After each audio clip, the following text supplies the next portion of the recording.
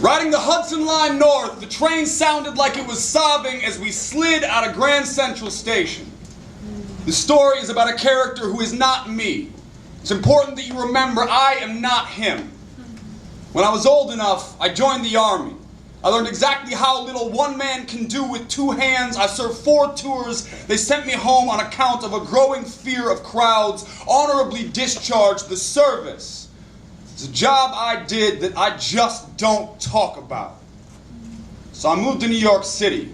I love to ride trains and subways, and what better place to face my fears? Riding the Hudson Line north, the train was humming quietly to itself. The rustle of newspapers was the loudest noise. You could tell who was sleeping by their breath. And then a child began to cry.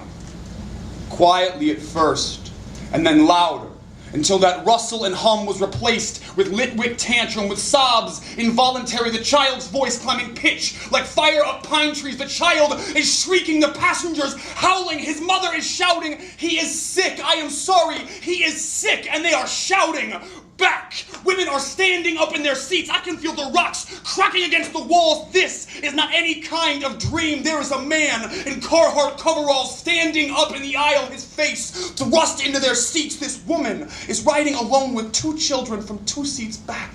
I can smell this man from behind. He could have been my grandfather. The man grabs the eldest child by a skinny brown wrist, and everything stops. I think people kept on shouting. I don't remember really. I stood up. This train's passengers were white, and it did not take her hijab to mark her as different. I took 2 steps towards her Carhartt armored assailant. I panicked for a moment. I made eyes at the horizon. I pretended I was still a soldier. I stepped within a breath and touched the man's arm. I saluted and said, "Sir, I can take it from here." I took the child's now bruised wrist like it were a parcel or he were a prisoner released, and returned him to his mother, and it was over.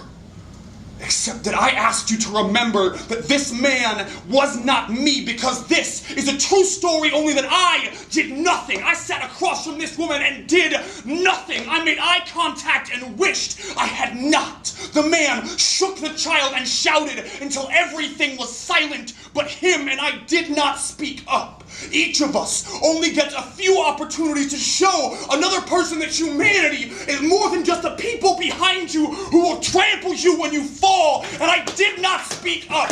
This is a secret I have kept so long. I know it like a chipped tooth. I have rubbed myself raw on the edges of my own cowardice as long as I can remember. This is how I remember how hard it can be to speak up.